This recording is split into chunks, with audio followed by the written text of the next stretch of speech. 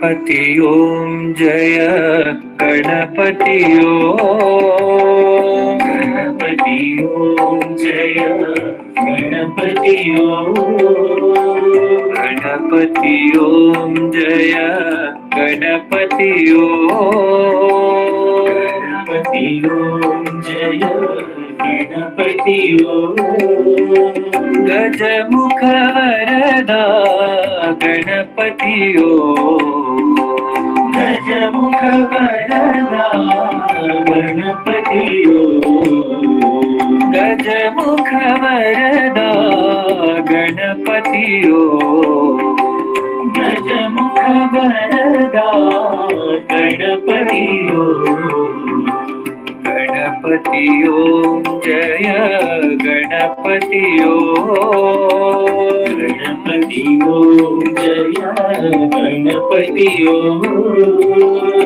मूषिक वाहन गजानना मूषिक वाहन गजानना मूषिक वाहन गजानना मूषिक वाहन गजानना मोदक हस्ता गजानना मोदक हस्ता गजानना मोदक हस्ता गजानना मोदक हस्ता गजानना परम निरंजन गजानना परम निरंजन गजानना परम निरंजन गजानना परम निरंजन गजानना नमस्ते गजानना नमस्ते गजानना तव पाद नमस्ते गजानना नमस्ते गजानना गणपति ओम जय गणपति ओम गणपति ओम जय गणपति ओम गजमुख वरदा गणपति ओम गजमुख वरदा गणपति ओम गणपति ओम जय गणपति ओम गणपति ओम जय गणपति ओम मूषिक वाहन गजानना मूषिक वाहन गजानना मोदक हस्ता गजानना मोदक हस्ता गजानना परम निरंजन गजानना परम निरंजन गजानना नमस्ते गजानना नमस्ते गजानना नमस्ते गजानना नमस्ते गजानना गणपति ओम जय गणपति ओम।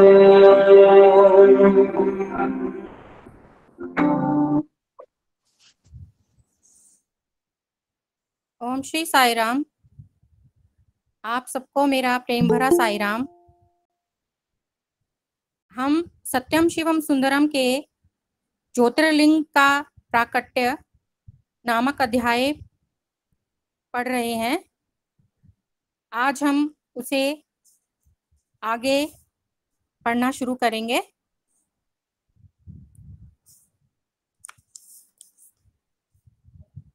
अतएव बाबा ने एक ऐसी नई शिक्षा पद्धति की योजना तैयार करने और क्रियान्वित करने की आवश्यकता बताई जिससे कि अनुशासन उत्पन्न हो, वासनाओं और कामनाओं को सन्मार्ग प्राप्त हो, भावनाओं और संवेगों पर नियंत्रण रहे और इस प्रकार देश का युवा वर्ग पारस्परिक सहयोग, प्रेम, करुणा, भातृभाव और शांति के साथ रचनात्मक सेवा के लिए अपने आप को तैयार कर सके। इस समय की शिक्षा तो युवक को एक भिखमंगा मात्र बना देती है। वह हाथ में अर्जी का कटोरा लिए नौकरी की भीख मांगता फिरता है। बाबा ने बंबई में एक कॉलेज खोलने का विचार प्रकट किया, किंतु कहा, यदि आप लोग ऐसे विद्यार्थी उपलब्ध करें जो उस कॉलेज में प्रवेश पाने की योग्यता रखते हों, उन्हें आध्यात्मिक सत्य सिखाओ, अनुशासन का पाठ पढ़ाओ, जिससे वे सत्य को जीवन में व्यवहारिक रूप में रूपांतरित कर सकें। सच्चाई और ईमानदारी के बिना बुद्धि और ज्ञान निरर्थक और हानिप्रद है। सिद्धांतहीन राजनीति, चरित्रहीन शिक्षा, मानवताहीन विज्ञान, नैतिकताहीन वाणिज्य व्यापार निश्चित रूप से विषाक्त और विनाशक होते हैं। 14 मई को बाबा ने उन सैकड़ों बालकों को अपना स्नेहपूर्ण आशीर्वाद दिया जो भगवान का अनुग्रह प्राप्त करने के लिए बंबई नगर के विभिन्न क्षेत्रों में बाल विकास में आयोजित कक्षाओं में शिक्षा ग्रहण करते हुए अपना निर्माण कर रहे हैं। इसके पश्चात दिन में एक विशेष वायुयान द्वारा बाबा ने गुजरात में जामनगर के लिए प्रस्थान किया। उस दिन दोपहर में बड़ी असहाय तेज धूप और गर्मी थी। सड़कों पर तारकोल तपती आग बन रहा था, किंतु फिर भी हजारों लोग हवाई अड्डे पर उपस्थित थे और बाबा के बंबई के प्रस्थान करने से पूर्व पुनः दर्शन पाने के लिए लालायित थे। बाबा वायुयान से बाहर आए और इसके साथ ही वायुमंडल में भी परिवर्तन हुआ। चारों ओर बादलों की छाया हो गई। शीतल मंद बयार बहने लगी।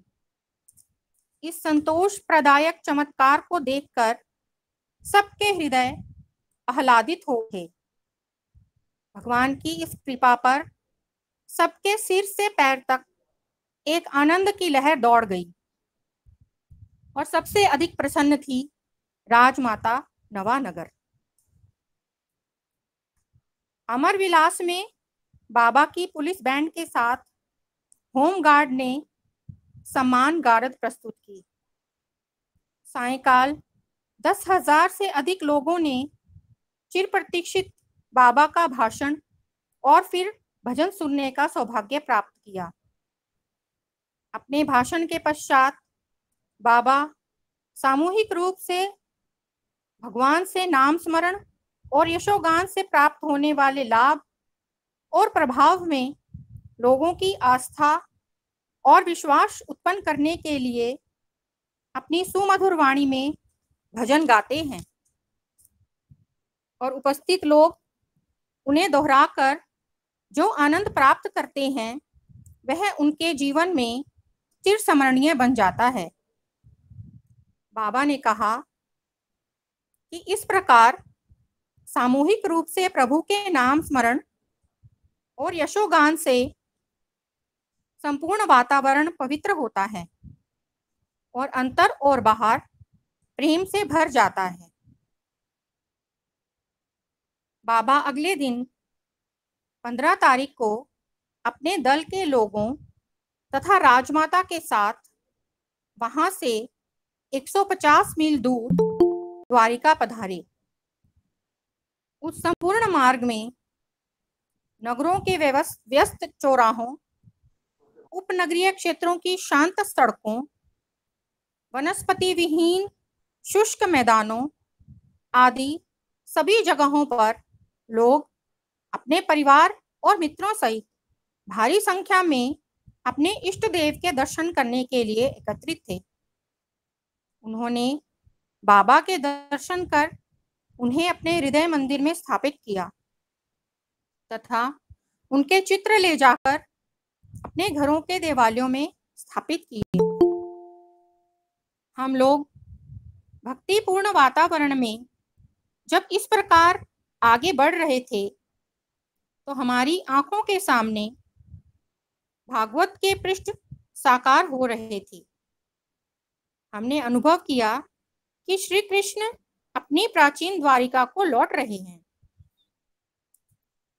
द्वारिकावासी और साईं भक्त श्री कृष्ण मंदिर के लंबे चौड़े प्रांगण और दीर्घाओं में स्थान की क्षमता से अधिक संख्या में बाबा के वहां पहुंचने से बहुत पहले से ही एकत्रित थे। बाबा तो उस भीड़ में से भी सुगमता से भीतर चले गए, किंतु हम लोग जो उनके साथ थे भीड़ के धक्कों और झकझोरों के शिकार बने। किंतु जब बाबा ने हमारी दशा देखी तो बाबा मंदिर के बाहर आ गए, जिससे कि उनके वर्तमान गोप गोपियां अधिक विस्तृत और खुले क्षेत्र में आ सकें, जबकि हम लोग श्री कृष्ण के दर्शन के लिए एक एक इंच आगे बढ़ रहे थे। श्री कृष्ण की नगरी द्वारिका के वासी साईं कृष्ण को चारों ओर से घेरे हुए थे। वे बाबा के दर्शन कर अपने आप को कृतार्थ कर रहे थे और इस सौभाग्य की प्राप्ति कर एक दूसरे को बधाई दे रहे थे। वहां से बाबा मीठापुर पधारे। मीठापुर में टाटा द्वारा स्थापित रसायन और अनुषंगी उद्योगों के कारखानों के कर्मचारी कई वर्ष पहले से ही वहां भजन मंडली चला रहे हैं। मीठापुर जाते हुए मार्ग में बाबा ने उनके साथ के एक दल के एक भक्त से पूछा कि क्या वह द्वारिका जाकर श्री कृष्ण के अच्छी प्रकार दर्शन करना चाहेंगे। तो उसने उत्तर दिया कि उसे द्वारिका ना भेजा जाए, यह तो साईं कृष्ण की साक्षात उपस्थिति में ही अपने आप को प्रसन्न और धन्य मानता है। मीठापुर के गेस्ट हाउस के लॉन में स्त्रियों, पुरुषों, बालकों, युवकों और वृद्धों का तांता लगा था। बाबा उनके बीच घूमते रहे और करुणा और प्रेम की वर्षा करते रहे। जामनगर लौटते हुए सायंकाल बाबा हमारे प्रति सहानुभूति से पूर्ण थे, क्योंकि द्वारिका में हमें भीड़ के धक्के सहन करने पड़े थे और हम द्वारिकाधीश के मंदिर में भगवान श्री कृष्ण की मूर्ति के दर्शन भी अच्छी तरह से नहीं कर पाए थे। अचानक ही बाबा ने कहा, ओहो देखो समुद्र, और कारें रुकवा दी। हम लोग समुद्र के ऐसे रेतीले किनारे पर रुके जो विस्तृत था और जिसके एक और चट्टानों के ढेर पर एक छोटा सा मंदिर बना था। हमें बाद में पता चला कि उस स्थान का नाम कूरंग था। कूरंग का अर्थ होता है हरिण। समुद्र और उसकी लहरें तो सदा बाबा के अंतर की क्रीड़ा को प्रकट करती हैं, क्योंकि उस क्रीड़ा का भास तो सर्वप्रथम उसी समय हो गया था जब पूर्णता की गहन शांति में एक मृदुल तरंग उठी थी। बाबा जल के किनारे घूमते रहे और समुद्र की चंचल क्रीड़ा का प्रसन्नता के साथ आनंद लेते रहे। और जब कोई लहर की बौछार के कारण समुद्र के खारे पानी से भीगकर घबराता तो स्वयं खिलखिलाकर हंस उठते। वे सीपियां इकट्ठी करते रहे और ढूंढ ढूंढ कर चुनते रहे, फिर रेत पर बैठ गए। जिस प्रकार श्री कृष्ण 50 शताब्दियों पूर्व उस समुद्र के किनारे बैठते होंगे। फिर बाबा ने अपने सामने रेत का एक टीले नुमा ढेर एकत्रित कर दिया और हम सब लोग आशा भरी दृष्टि और उत्सुकता के साथ उस ओर देखते रहे। उस ढेर को थोड़ा चौड़ा कर उस पर अपनी उंगलियों से एक तिर्यक रेखा खींची, उसके ऊपर एक वृत्त खींच दिया और उसके ऊपर एक छोटा सा त्रिभुज बना दिया। वृत्त को काटती हुई एक छोटी रेखा बना दी। फिर हाथ से रेत झाड़ते हुए बोले, यह तैयार है।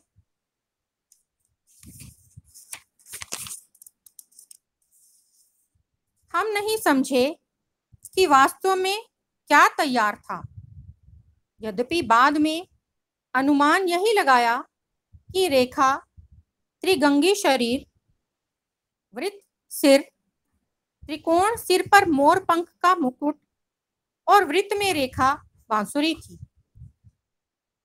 और फिर रेत के उस ढेर में अपना हाथ डालकर जो निकाला तो लगभग 15 इंच लंबी मुरलीधारी श्री कृष्ण की एक आकर्षक चमकती हुई स्वर्ण मूर्ति बाबा के हाथ में थी, मानो किसी श्रेष्ठ कलाकार की पूर्ण कौशल और समर्पण भाव के साथ बनाई गई श्रेष्ठतम कृति हो। आओ दर्शन कर लो, तुम लोग द्वारिका में अच्छी तरह दर्शन नहीं कर पाए थे, बाबा ने हमसे कहा। वह परम सुख का, परम आनंद का क्षण था। मूर्ति कला की दृष्टि से वह एक पूर्ण और श्रेष्ठ मूर्ति थी।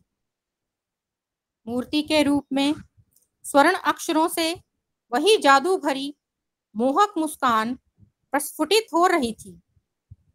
हमें ज्ञात नहीं कि हम कितनी देर तक अपने सामने दो कृष्णों के वैभवपूर्ण दैविक सौंदर्य को निहारते और विचारते आनंद में खोए बैठे रहे। बाबा ने हमें हमारी उस स्थिति से बाहर निकाला और कहा, आओ अब चलें। जामनगर महल का ड्राइवर सबसे पहले उठा। उसके नेत्र विस्मय से अभी तक खुले थे। बाबा ने उससे पूछा, तुम्हारे इष्ट देव कौन हैं? उसने उत्तर दिया, अम्बा भवानी। बाबा ने हवा में 2-4 बार अपना हाथ घुमाया और स्वर्ण की एक गोलाकार प्लेट जिस पर माता अम्बा भवानी की मूर्ति बड़े आकर्षक रूप में उभरी हुई थी, उनके हाथ में थी। बाबा ने उसे दे दी। वह निहाल हो गया। रात को 9 बजे जामनगर पहुंचे। बाबा ने देखा कि हजारों लोग एकत्रित थे और इस आशा के साथ कि दर्शनों का सौभाग्य प्राप्त होगा, भजन कर रहे थे। बाबा ने उन्हें निराश नहीं किया। कार से उतरकर सीधे उनके बीच पधारे और उनकी पंक्तियों के बीच घूमते हुए उनकी पिपासा शांत की। उनमें से कुछ पर बाबा की करुणा हुई और बाबा ने उन्हें रोग मुक्त होने के लिए तत्क्षण सृजित कर विभूति प्रदान की और कृतार्थ किया। बाबा 16 तारीख को नवानगर राज्य परिषद द्वारा संस्थापित तथा उनके सहयोग और दान से संचालित आयुर्वेदिक विश्वविद्यालय गए, जो देश में अपने ढंग का अकेला केंद्र है। जहाँ प्राचीन चिकित्सा विज्ञान का अध्ययन होता है। यहाँ मनुष्य में छिपे शक्ति के अपार स्रोतों और उसकी समृद्धि और कल्याण के अपार भंडारों पर बल दिया जाता है, जिन्हें योग साधना, मंत्र बल, ध्यान और वैराग्य से प्राप्त किया जा सकता है। आयुर्वेदिक प्राचीन ग्रंथों के अर्थ की सूक्ष्मताओं को समझने और उन्हें उजागर करने के लिए और आधुनिक रोगों के प्राचीन उपचार विधियों और औषधियों से उपचार करने के संबंध में अनुसंधान कार्य के लिए विश्वविद्यालय में निष्ठावान विशेषज्ञ हैं। बाबा ने उनमें से प्रत्येक को उनकी प्रयोगशालाओं में जाकर और कार्य की मेज पर पहुंचकर आशीर्वाद दिया। बाबा विश्वविद्यालय के विभिन्न विभागों में घूमे तथा अपनी दृष्टि, मुस्कान, भाव भंगिमा और शब्दों से सबके हृदयों को उल्लसित और प्रमुदित करते रहे। वहां से बाबा कार द्वारा एक बंगले पर गए, जिसे लोग इंद्रप्रस्थ नाम से पुकारते हैं। वहां उन दिनों सत्य साई सेवा दल के सदस्य आध्यात्मिक साधना के रूप में सेवा का उच्च प्रशिक्षण प्राप्त कर रहे थे। बाबा ने उन्हें अपने संदेश में आस्था और विश्वास, निष्ठा और भक्ति, आज्ञाकारित और अनुशासन, संयम और समर्पण, त्याग, वैराग्य, प्रेम और सेवा के संबंध में समझाया। सदा सूर्य का प्रकाश प्राप्त करने के लिए तैयार रहो और सबको प्रकाश, स्वास्थ्य और प्रसन्नता प्राप्त करते रहो। धर्म का उदय ज्ञान से नहीं बल्कि प्रेम की भावना से होता है। सायंकाल बाबा ने टाउन हॉल में जामनगर के रोटेरियनों को संबोधित किया। बाबा ने उन्हें केवल भाषण और भोजों की निरर्थकता के प्रति चेतावनी दी और गर्भ निरोध के कृत्रिम साधनों के अपनाए जाने के गंभीर आत्मघाती परिणामों के प्रति भी सचेत किया, क्योंकि इस प्रकार के कृत्रिम उपायों के अपनाए जाने से मानसिक असंतुलन उत्पन्न होगा, असम्मान और अनउत्तरदायित्व की भावनाएं बढ़ेंगी और भारतीय संस्कृति के उच्च नैतिक आदर्शों का पतन होगा। आध्यात्मिक अनुशासन, जप, ध्यान, सेवा, संकीर्तन ऐसे साधन हैं जिनमें अधिक से अधिक समय लगाकर मानव जाति को नैतिक अधःपतन और पाशविकता के दलदल में पड़ने से बचाते हुए अधिक रचनात्मक ढंग से लक्ष्य की प्राप्ति की जा सकती है। समुद्र ने बाबा के दर्शनों की प्रार्थना की और बाबा रात को 9 बजे सैनिक स्कूल के निकट बालछाड़ी सागर तट पर पधारे। सैनिक स्कूल के कर्मचारी गण भी भजन में सम्मिलित हुए। बाबा मुलायम रेत पर समुद्र की लहरों की ओर विराजे। भजन के मध्य बाबा ने डॉक्टर वी के गोकक से प्रश्न किया कि उनके नाम के वी और के लघु अक्षरों का क्या अर्थ है। तो डॉक्टर गोकक बोले, वी विनायक के लिए, और बाबा ने उस रेत में से विनायक की एक चांदी की मूर्ति प्रकट करके डॉक्टर गोकक को दे दी।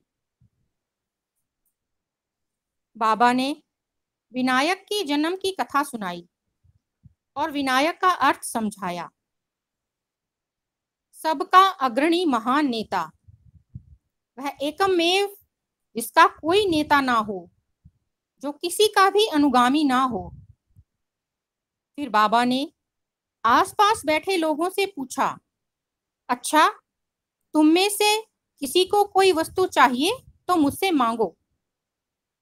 हम में से अधिकतर ने उनके अनुग्रह की ही मांग की, किंतु बाबा कहने लगे, कोई पदार्थ मांगो।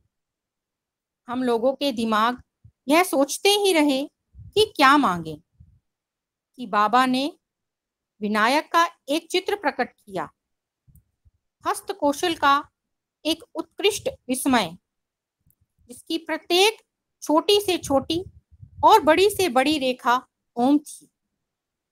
कान, नेत्र, मुख, यह कहना चाहिए कि गजवदन विनायक का संपूर्ण चित्र 100 ओमों से बड़ी कुशलता और सावधानी के साथ निर्मित था।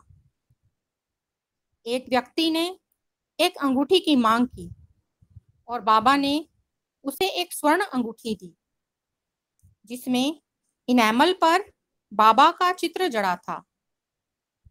एक महिला ने माला के लिए प्रार्थना की और बाबा ने उसे स्वर्ण में जड़ित 108 रुद्राक्ष की एक माला सृजित करके दी। सैनिक स्कूल के प्रिंसिपल ने अपने स्कूल के लिए अनुग्रह का कोई प्रतीक प्रदान करने के लिए प्रार्थना की। बिना किसी संकोच के बाबा रेत से खेलते रहे और एक हाथ उठाकर दूसरे हाथ की उंगलियों के बीच से नीचे रेत गिराते रहे, और इसी बीच उनके हाथ में अन्नपूर्णा देवी की एक चांदी की मूर्ति थी। बाबा ने स्कूल के प्रधानाचार्य को वह मूर्ति देते हुए कहा, इसे भोजन के कक्ष में रख देना। स्कूल के बालक रुचिपूर्वक भोजन करेंगे और उनका अद्भुत रूप से विकास होगा। बाबा ने आगे कहा, अन्नपूर्णा जो उदर को पूर्ण करने के लिए अन्न देती है, वह केवल शरीर के लिए ही पोषक नहीं है। अन्न का अर्थ होता है भोजन, जो मुख के मार्ग से इंद्रियों, बुद्धि और स्नायुओं की पूर्ति करता है। इसलिए यह देवी आपके स्कूल के विद्यार्थियों और अध्यापकों को शारीरिक, मानसिक और आध्यात्मिक पोषण प्रदान करेगी। बाबा ने आशीर्वाद दिया। 2 घंटे का समय रहस्य, रोमांच, विस्मय और दैविक आनंद में कब बीत गया पता ही नहीं चला, और वह समय सबके जीवन के लिए चिरस्मरणीय हो गया। मई 17 का दिन महान ऐतिहासिक दिवस के रूप में सदा याद रहेगा। बाबा ने उस दिन सोमनाथ मंदिर को दैविक शक्ति से पुनः युक्त किया था। इस यात्रा के द्वारा बाबा ने स्वर्गीय जाम साहब नवानगर, जिन्हें उस ऐतिहासिक प्राचीन मंदिर के जीर्णोद्धार कार्य को प्रारंभ करने का श्रेय था, मंदिर में पधारने और अपना नाम उस मंदिर के साथ संबंधित करने की प्रार्थना पूरी की थी। राजमाता बाबा को दिग्विजय द्वार स्वर्गीय जाम साहब दिग्विजय सिंह जी की स्मृति में का उद्घाटन करने के लिए राजी करने में सफल हो गई थी। यह मंदिर उस स्थान पर है जिसका वेदों और शास्त्रों में वर्णन है। यह शिव मंदिर शिव के साथ उमा का स्वरूप है, जिसके साथ शिव शक्ति है। बाबा जो शिव शक्ति के अवतार बनकर मानव रूप में अवतरित हुए हैं, वही बाबा मंदिर को दैविक शक्ति और सामर्थ्य के साथ परिवर्तित करने के लिए वहां पधारे थे। शिव योगियों द्वारा, जिन्होंने सोम विद्या में विशेषज्ञता प्राप्त की थी तथा 200 ईस्वी में लकुलिसा मुनि द्वारा संस्थापित पशुपत मत के अनुयायियों ने इस मंदिर की समुद्र पार देश विदेश में दूर दूर तक ख्याति फैला दी थी।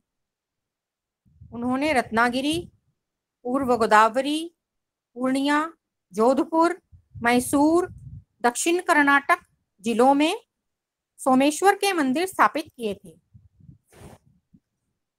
सोमनाथ मंदिर भारतवर्ष में सबसे समृद्धिशाली मंदिर था।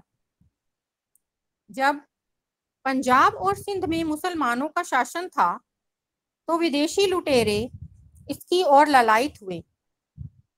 इसके लंबे इतिहास में लूट, अपहरण, उजाड़, तोड़फोड़, पुनर्निर्माण, पुनरुद्धार और पुनः उत्सर्ग के अध्याय बार बार दोहराए जाते रहे हैं। सन 1026 में महमूद गजनी का कुख्यात आक्रमण मंदिर पर आई विनाशकारी विपत्तियों की सूची में तीसरी विपत्ति थी। पांचवा मंदिर भी दिल्ली के शासकों के हाथों से ध्वस्त हुआ था। सन 1947 की दीपावली के अवसर पर जब भारतीय सेना ने जूनागढ़ की नवाबी में प्रवेश कर करुणाजनक जीर्ण शीर्ण अवस्था में पड़े जिस पत्थर के ढेर को मुक्त करवाया था, लोगों ने उसे सोमनाथ के रूप में पहचाना। उसकी यह दशा उन हाथों में हुई थी जो मूर्तियों के मूल्य और महत्व को नहीं जानते, अज्ञात और अज्ञेत के प्रतीकों को नहीं समझते। उस दिन सरदार वल्लभ भाई पटेल ने अपार जनसमूह को संबोधित करते हुए गगनभेदी जय जयकार और हर्षध्वनि के बीच घोषणा की थी, हमने यह निश्चय किया है कि सोमनाथ मंदिर का जीर्णोद्धार होगा। यह पावन कार्य है जिसमें सबको अपना सहयोग देना चाहिए।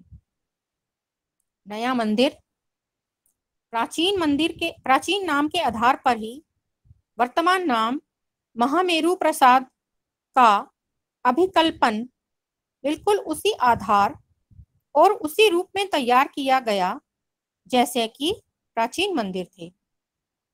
और गोपुरम अर्थात मुख्य द्वार का जिसमें होकर यात्री लोग ज्योतिर्लिंग के प्रवेश तक पहुंचते हैं, उद्घाटन मानव रूप में स्वयं सोमेश्वर द्वारा सत्य साई रूप में वहां उपस्थित स्वयं शिव शक्ति द्वारा किया जा रहा था। बाबा ने उस दिन मूल सोमनाथ को प्रकट करने की घोषणा की। इस घोषणा से लोगों के मन विस्मय और उत्साहपूर्ण उत्सुकता से भर गए थे। इसलिए जामनगर से सोमनाथ तक लोगों के कंठों से जय जयकार के स्वर गूंज रहे थे। दिग्विजय द्वार के सम्मुख सजे हुए शामियाने में सोमनाथ के व्यवस्थापकों, ट्रस्टियों और जिले और राज्य के उच्च अधिकारियों ने बाबा का स्वागत किया।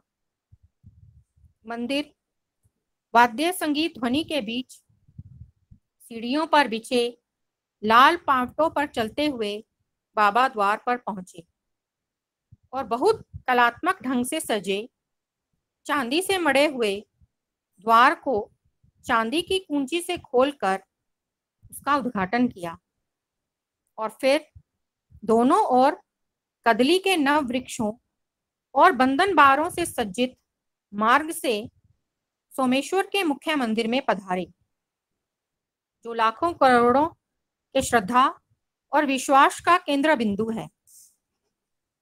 बाबा ने प्रवेश किया। ब्राह्मण पंडित वैदिक मंत्रों का सस्वर पाठ कर रहे थे और उनका मंत्रोच्चार मठ के 150 फुट ऊंचे गुंबद की छत से प्रतिध्वनित होकर गूंज रहा था। बाबा ने एक थाल लाने का निर्देश दिया। बाबा ने थाल के ऊपर अपने सीधे हाथ की हथेली और उंगलियां फैलाई और जैसे ही हाथ घुमाया, चांदी के 108 बिल्व पत्र और स्वर्ण के 108 पुष्प उस पर टन टन करते बरस पड़े। भक्तों ने श्रद्धा और भक्ति भाव से उनका स्पर्श किया, क्योंकि उनके लिए ही तो बाबा 3 फुट ऊंचे उस लिंग को शक्ति से ऊर्जित करने जा रहे थे। उस लिंग की स्थापना कुछ समय पूर्व हुई थी, जब भारत के राष्ट्रपति डॉक्टर राजेंद्र प्रसाद ने मंदिर के जीर्णोद्वार के बाद उद्घाटन किया था। बाबा ने चांदी के बिल्व पत्र और स्वर्ण पुष्पलिंग पर अर्पित कर दिए, जैसा कि बाबा ने श्री शैलम में किया था, जब वहां के शिवलिंग को दैविक शक्ति से पुनः युक्त किया था। यह ऐसा ही था जैसे गंगा जल गंगा में समर्पित करना। कुछ ही सेकंड में बाबा ने अपना दिव्य हाथ घुमाया। देखते ही चमकते हुए प्रकाश की एक गेंद उनकी हथेली पर थी। मैं उस समय मन ही मन द्वादश ज्योतिर्लिंग स्तोत्र का उच्चारण कर रहा था। इस स्तोत्र में द्वादश ज्योतिर्लिंगों का योगदान है। ये लिंग वाराणसी में विश्वेश, हिमालय में केदारनाथ, दक्षिण में रामेश्वरम, आंध्र प्रदेश में श्री शैलम, उज्जैन में महाकाल, नासिक में त्रयंबक, किंतु सर्वप्रथम है सौराष्ट्र सोमनाथ। केवल सोमनाथ ही एक ऐसा लिंग है जो ज्योतिर्मयम के रूप में पूजित है, और वह ज्योतिर्मयम लिंग बाबा की हाथ की हथेली में था। क्या ही महान क्षण था वह। मैं आश्चर्यचकित, विस्मित था। फिर याद आई बाबा की घोषणा, मैं आज मूल वास्तविक सोमेश्वर लिंग को प्रकट करके उसके आपको दर्शन कराऊंगा। तो यह वही मूल वास्तविक सोमेश्वर लिंग था, जैसा कि पुराणों में गाथा है। इसकी ब्रह्मा ने स्वयं स्थापना की थी और मनुष्य के मन के अधिष्ठाता चंद्रदेव ने पूजा की थी। द्वादश ज्योतिर्लिंग स्तोत्र। सौराष्ट्र सोमनाथम च श्रीशैले मल्लिका अर्जुनम उज्जैनम महाकालम ओंकारम मलेश्वरम परलयम वैद्यनाथम च डाकिन्यम भीमशंकरम सेतुबंधेतु रामेशम नागेशन दारुक बने वाराणस्यम तु विश्वेशम त्रयंबकम गौतमी तटे हिमालय तु केदारम कुसरेषणम शिवालये एनानि ज्योतिर्लिंगानि सायंप्रता पठेन् नरः सप्तजन्म करितं पापम स्मरणेन विनश्यन्ति। पर्यटन विभाग द्वारा जारी किए गए एक पंफलेट में लिखा है कि स्कंद पुराण में हजारों वर्ष पूर्व दिए गए वर्णन के अनुसार सोमनाथ का स्पर्शलिंग स्वयंभू है, अर्थात स्वयं निर्मित है, और इसमें अपार शक्ति है। सूर्य के समान प्रकाशमान है। यह मुर्गी के अंडे के आकार का है और भूमि के भीतर स्थित है। यह वायु की गुण विशेषताओं से युक्त है। अन्य लिंग हैं जो आकाश, तेजस, जल और पृथ्वी तत्वों का प्रतिनिधित्व करते हैं। तो अंडाकार प्रकाश की जो एक गेंद सी बाबा के हाथ में थी, वह साधिकृत मूल वास्तविक सोमेश्वर लिंग ही था, जिसे बाबा ने उस भूमिगत स्थल से, जहां वह लूट और विनाश से सुरक्षित रखा था निकाल कर सबके सम्मुख प्रकट करने का संकल्प किया था। स्पर्शलिंग अनेकों शताब्दियों से मंदिर में स्थापित लिंग के नीचे दबा हुआ था। यह जानकारी हमें बाबा ने तथा मंदिर के ट्रस्टियों ने भी दी। बाबा ने फिर अपना हाथ हवा में घुमाया और एक चांदी का आधार तत्क्षण उनके हाथ में प्रकट हुआ और उस पर लिंग को स्थापित कर दिया तथा मुख्य पुजारी को यह कहते हुए दिया, अब इसे दिन के पूर्व प्रकाश में रहने दो, पवित्र नेत्रों को इसके दर्शन करने दो, जिससे वे उसके प्रकाश की प्रशंसा करते हुए उसकी महिमा को अपने हृदयों में अंकित कर सकें। अब इसे कहीं छिपा कर रखने की आवश्यकता नहीं है। सारे भयों को मिटाने के लिए ही अवतार हुआ है, बाबा ने घोषणा की थी। सोमेश्वर लिंग के प्रकट होने की खुशी में केंद्रीय मठ की ऊंची बुर्ज की चोटी पर बाबा ने ध्वजारोहण किया और जब बाबा ने मंदिर की सीढ़ियों से दर्शन दिए तो हजारों कंठों ने गगन भेदी स्वर में जय भगवान कहते हुए जय जयकार किया। वहां से बाबा वीराबल में राजेंद्र भवन पधारे और फिर दोपहर 2 बजे केशोड़ हवाई अड्डे से वायुयान द्वारा बंबई के लिए प्रस्थान किया। 30,000 भक्तगण धर्म क्षेत्र बंबई में भगवान के आगमन की उत्सुकता के साथ प्रतीक्षा कर रहे थे। डॉक्टर गोकक ने बाबा की सौराष्ट्र यात्रा का विवरण देते हुए जामनगर, द्वारका और सोमनाथ में बाबा द्वारा दिखाई गई दैविक लीलाओं और महिमाओं का वर्णन किया। बाबा ने अपने भाषण में कहा कि भगवान सर्वदा सबके हृदय में वास करते हैं। आवश्यकता है साधना और सेवा से आत्म साक्षात्कार की।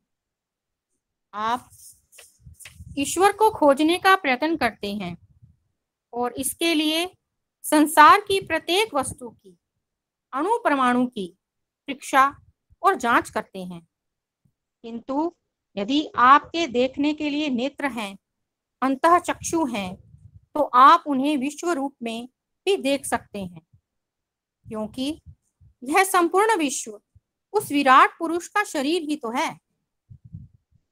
आप उस ईश्वर का एक अंश मात्र हैं, उस दिव्य प्रकाश के एक स्फुरण हैं। सभी उसी के अंश हैं और प्रत्येक वस्तु भी इसी प्रकार है। उन्होंने आगे कहा, इसके पूर्व कि आप प्रत्येक प्राणी या पदार्थ में ईश्वर की अनुभूति कर सकें, आपको उसे अपनी समग्रता में मन, वाणी और कर्म में अनुभव करना होगा। बाबा बंबई से वृंदावन के लिए 20 तारीख को रवाना हुए। 25 तारीख को भारत इंजीनियरिंग वर्कशॉप का उद्घाटन करते हुए बाबा ने मालिक मजदूर संबंधों के विषय में चर्चा करते हुए कहा कि दोनों के संबंध प्रेमपूर्ण, साझेदारी और सहयोग के होने चाहिए, जिससे कि सबको सुख, शांति और समृद्धि प्राप्त हो। 1 जून को बाबा कलकुंटे ग्राम पधारे।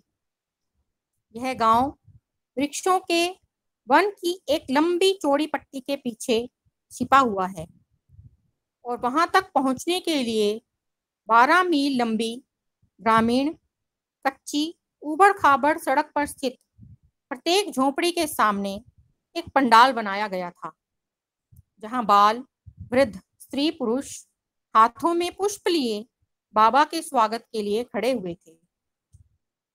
गांव में एकत्रित लोगों ने दूर पहाड़ी पर आती हुई बाबा की कार के चारों ओर एक प्रकाश देखा और कार जैसे जैसे निकट आती गई, उस प्रकाश के चारों ओर अंबर और स्वर्णिम आभा से युक्त झालर दिखाई देती गई। बाबा कार से उतरे।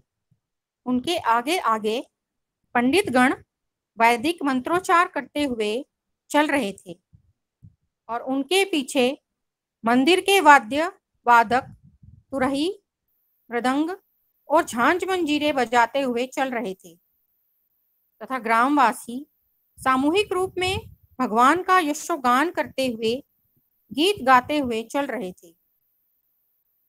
2 फरलांग चलकर बाबा रंगनाथ मंदिर पहुंचे, जहां भगवान की मूर्ति लेटी हुई विश्राम की मुद्रा में है। भगवान उसी मुद्रा में उत्पत्ति, स्थिति और लय की ब्रह्मांडीय लीला का निर्देशन कर रहे हैं। बाबा ने गांव के स्कूल के लिए एक भवन का शिलान्यास किया। अपने भाषण में बाबा ने कहा, अपने आप को चलते फिरते मंदिर बनाओ। तुम्हारे हृदय में भगवान स्थित है, उसको पहचानो। वही है जो उन्हें विनाशकारी अधःपतन में गिरने से बचाता है और तुम्हारी रक्षा करता है। और फिर स्कूल के संबंध में जो नए भवन में स्थानांतरित होने वाला था, बोलते हुए बाबा ने कहा, मैंने शिक्षा के क्षेत्र में भी प्रवेश किया है और नए युग के लिए विभिन्न राज्यों में लड़के और लड़कियों के लिए कॉलेजों की स्थापना की है। ये विद्यालय सरस्वती के मंदिर हैं। सत्य के साक्षात्कार से ही मुक्ति प्राप्त हो सकती है और उस सत्य का ज्ञान तब होता है जब हम विविधता में छिपी एकता को भली प्रकार जान और समझ लेते हैं। आज अध्यापक, माता पिता और अभिभावक, उनके साथी और मित्र तथा बड़े लोग ऐसे गलत उदाहरण प्रस्तुत करते हैं कि उनके बालकों की कोमल भावनाओं और प्रवृत्तियों पर उल्टे प्रभाव पड़ते हैं और वे दूषित और विकृत हो जाती हैं। यदि बालकों का विकास सेवा, बलिदान, त्याग, तपस्या, सत्य, न्याय, प्रेम और प्रकाश के वातावरण में होगा, तो वे भी निर्मल, सद्गुण संपन्न, साहसी और सक्रिय और रचनात्मक कार्यों में संलग्न आदर्श नागरिक बनेंगे। यदि वे दैविक भावों और विचारों से संपन्न रहेंगे, तो निश्चित है कि यह उनके ही लिए ही नहीं, बल्कि समाज, देश और विश्व के लिए भी हितकर होगा।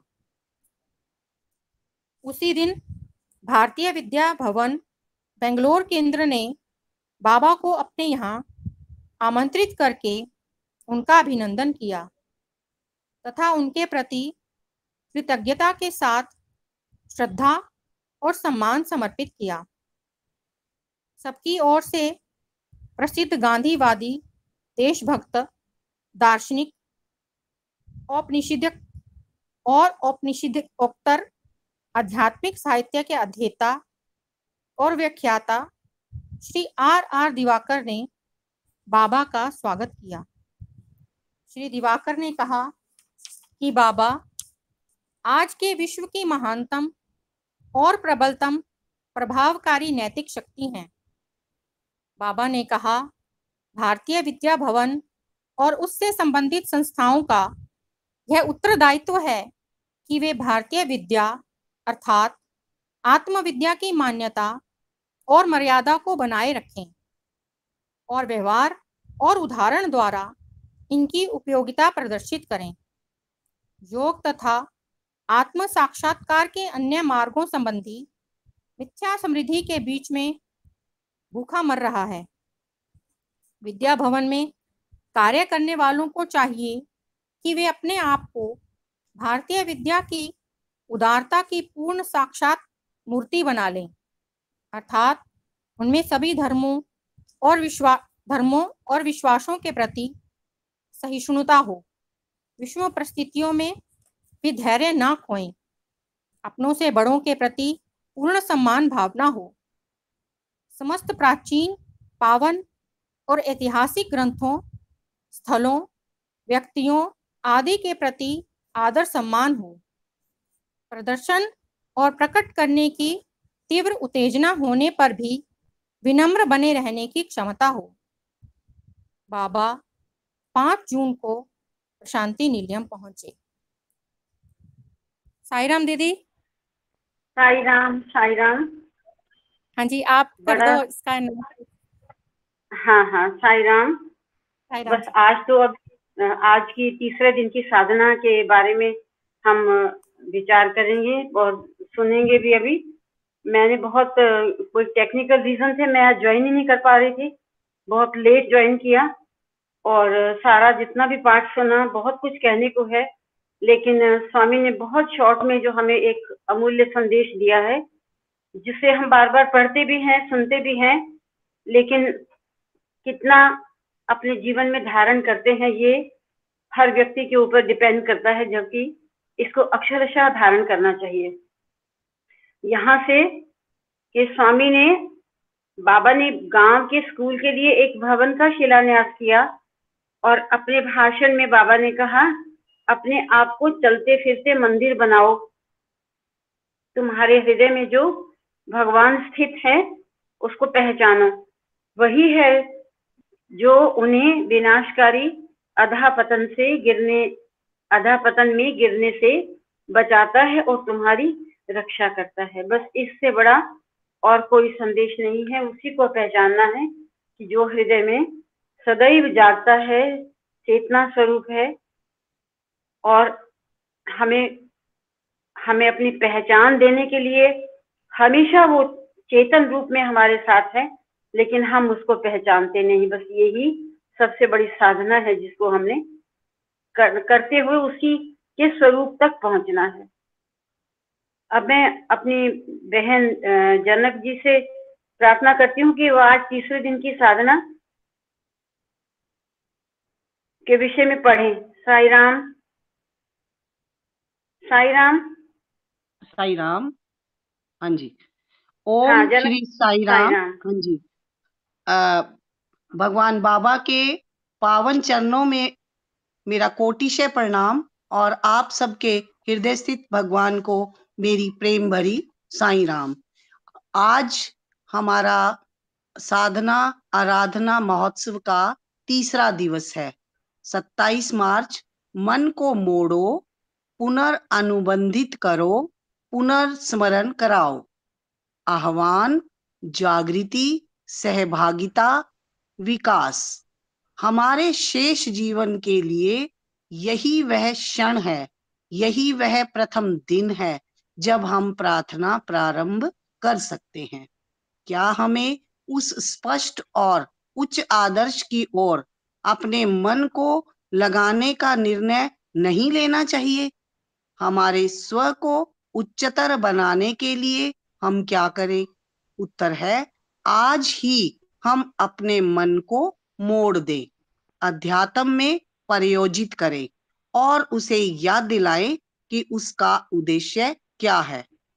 मंदिरों और घरों के पूजा स्थल की साफ सफाई और सजावट में बहुत सा समय लग जाता है।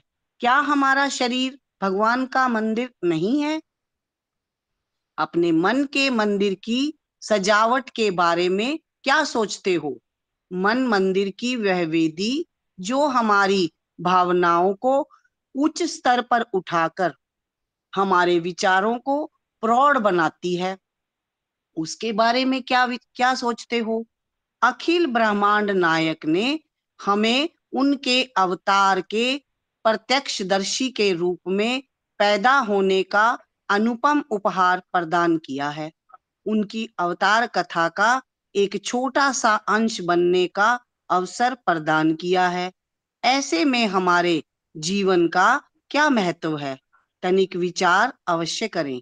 अपने जीवन का महत्व इस बात से भी समझें कि स्वामी ने और हमने समान हवा में सांस ली है। जरा सोचें कि हमने अवतार की वाणी सुनी है, उनकी शिक्षाएं और उपदेश प्रत्यक्ष सुने हैं, जिसने हमें हमारी दिव्यता को पहचानने में सहायता की है। हम उनके जीवन के, उनके संदेश के प्रत्यक्ष गवाह हैं। तब सोचो वह क्या है जो हमें उनका संदेश समझाने और समझने और उनका संदेश बन जाने से रोक रहा है। दिव्य बनो, दिव्य देखो और सभी में स्थित दिव्यता की सेवा करो। तो वॉइस मैसेज है आज साधना आराधना महोत्सव का तीसरा दिन है। विषय क्या है? अपने मन पर संयम और आत्मनिरीक्षण। अगर हम जीवन से 2 कदम दूर चलें और देखें कि दृश्य ही बिल्कुल बदल जाता है और हम महसूस करते हैं कि हम दूसरों पर कितना निर्भर हैं और भगवान ने, ईश्वर ने हम पर असीम कृपा की है। हर रोज भाइयों और बहनों, हर रोज की तरह आज भी हृदय की निशब्दता में उस दिव्य ईश्वर के दर्शन हमें करने हैं। परंतु आज का हमारा संवाद उनसे नहीं, अपने मन से है। जब प्रभु मिले तो अपने मन से पूछिएगा कि हे मन, मेरे क्या इसी तरह कुछ पल छिप छिप कर भगवान के दर्शन करते रहना है, या उनके स्वामी के स्वरूप को अपने खुद को परिवर्तित करके प्रशांति निलय में परिवर्तित कर देना है। अपने हृदय में उस स्वामी को स्थापित करके अपने इस शरीर को प्रशांति निलय में परिवर्तित कर देना है। इसी प्रश्न का उत्तर पाना आज हमारी आज की साधना है। जुड़े रहिए और इस भगवान के इस संदेश को दूसरों को भी प्रदान करके इस सेवा में भागीदारी बनिए। ओम श्री साई राम। साई राम। साई राम।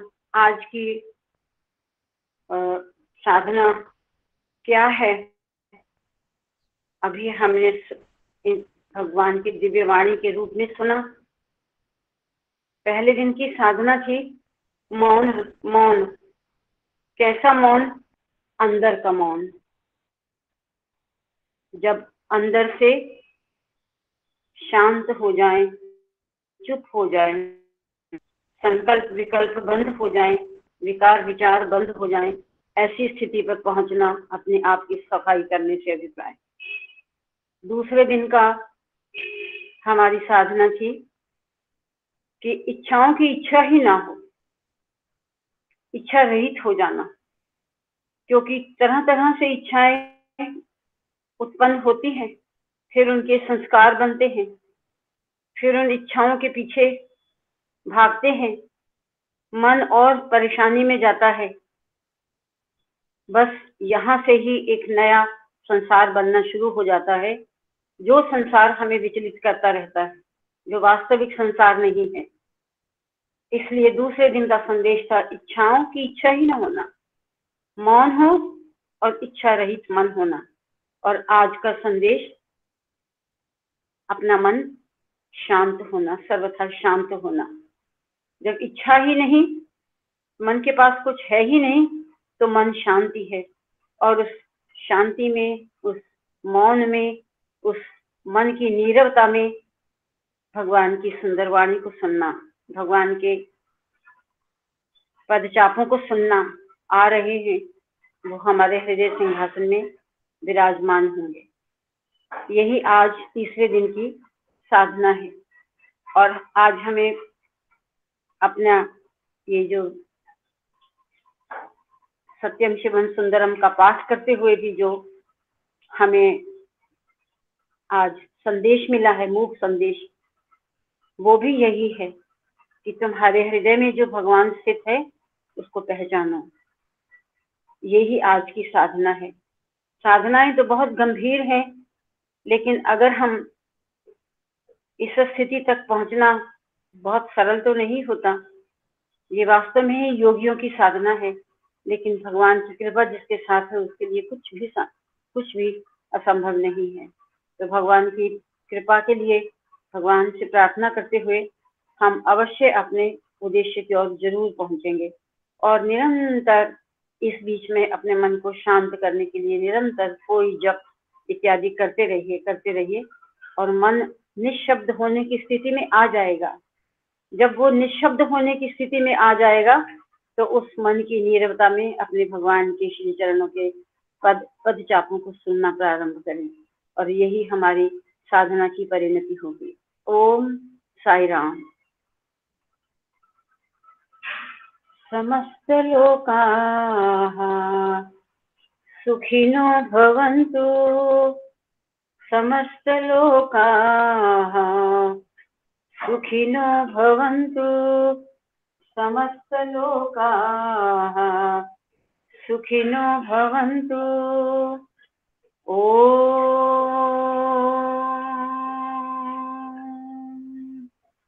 शांति शांति शांति। जय बोलो भगवान